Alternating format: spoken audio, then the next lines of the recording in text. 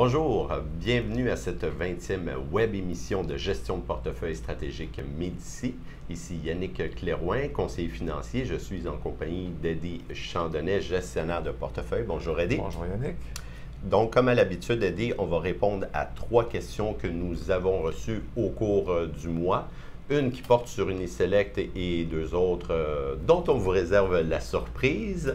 On commence avec une question de Marc Eddie. Donc, oui. Marc qui se demande pourquoi est-il généralement considéré un meilleur choix de racheter ses actions plutôt que de verser un dividende? Ça, c'est un grand débat, là. Oui, effectivement. Bon, la question donne un peu la réponse. Généralement, on pense que c'est plus avantageux le rachat d'actions. J'ai sorti trois points là, sur lesquels c'est à l'avantage du rachat d'actions.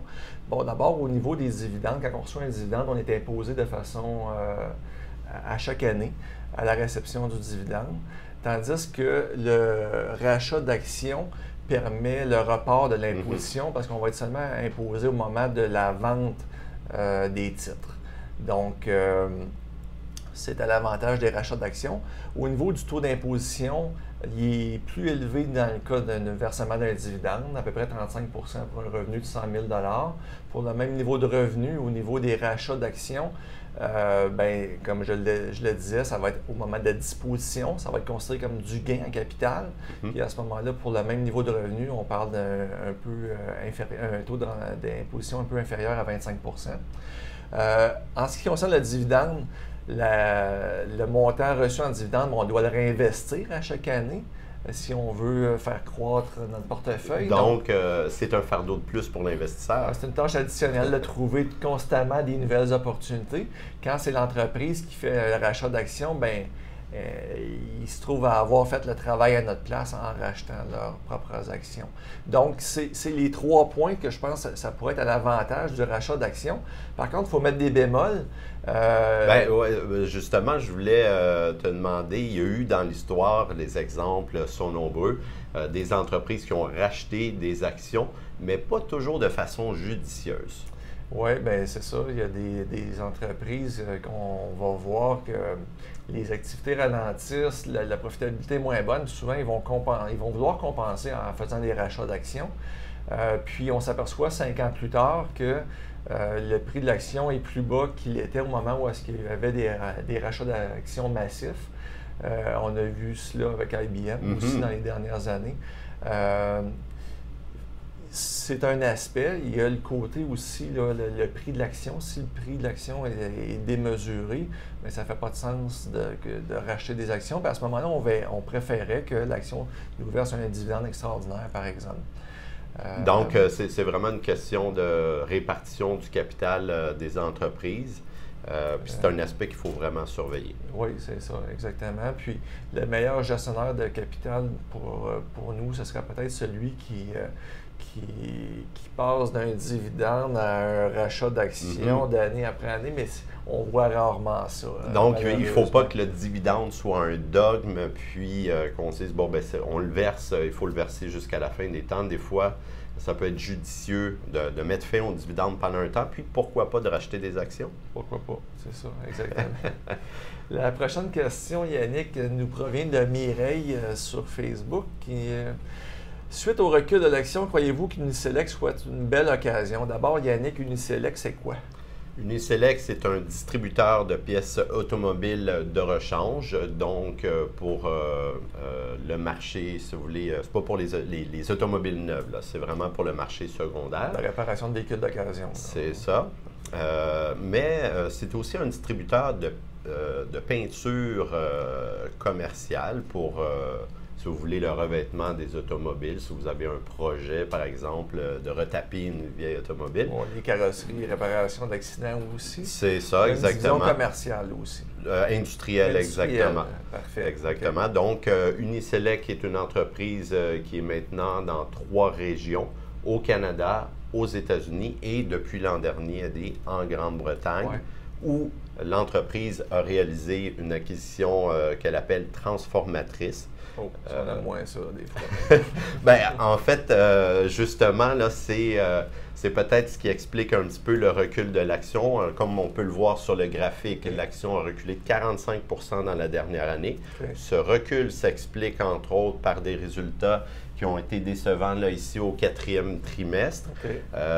Ça a semé un peu le doute des investisseurs à l'égard de une importante transaction réalisée en Europe parce que les marges ont reculé.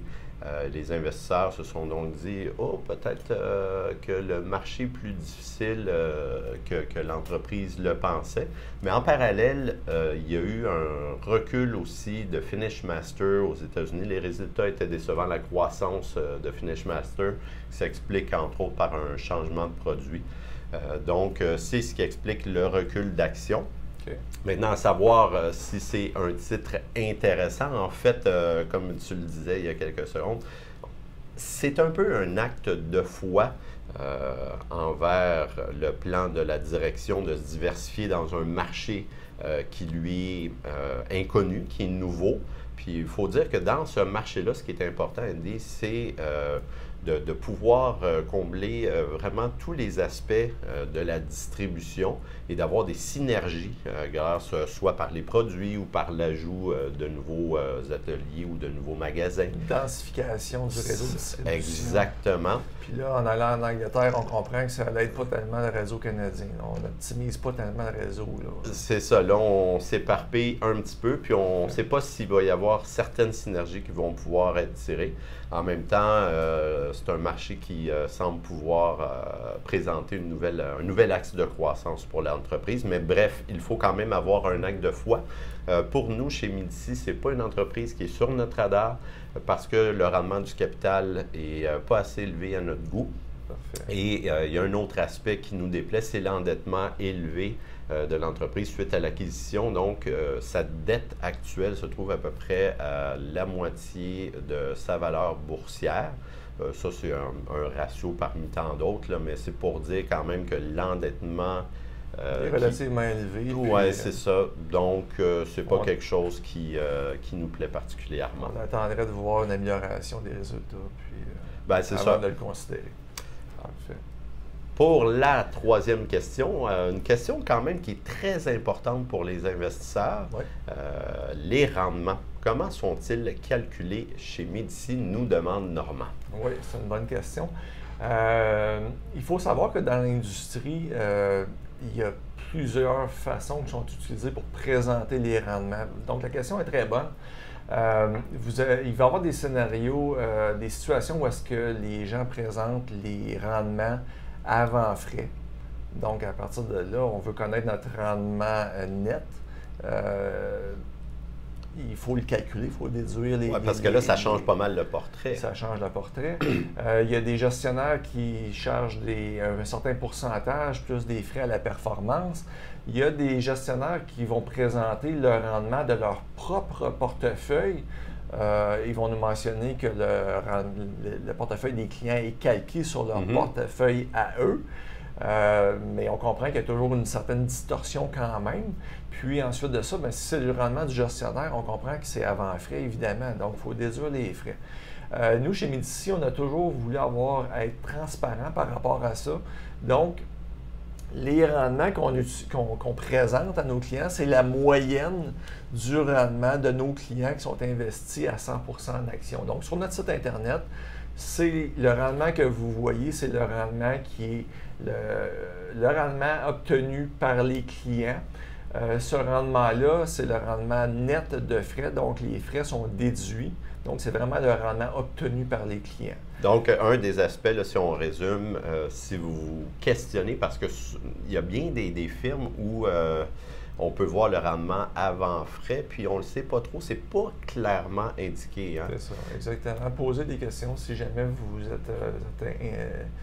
n'êtes pas sûr, mais nous, on pense que le rendement que vous devriez voir, ça devrait être vraiment votre rendement net de frais. C'est ça qui est pertinent, tant qu'à nous. Bien, voilà, c'est la clé pour connaître la réelle performance de votre gestionnaire de portefeuille. Ça complète notre 20e web émission, Andy. Oui. Sur ce, merci beaucoup. Merci Yannick. Et on invite tout le monde à nous écrire. Il y a plusieurs façons de nous rejoindre, soit par courriel à info@gpsmedici.ca, par l'entremise de notre page Facebook qu'on vous invite à consulter régulièrement, et évidemment par l'entremise de notre site web gpsmedici.ca. Ici Yannick Clérouin, merci beaucoup, à bientôt. Merci.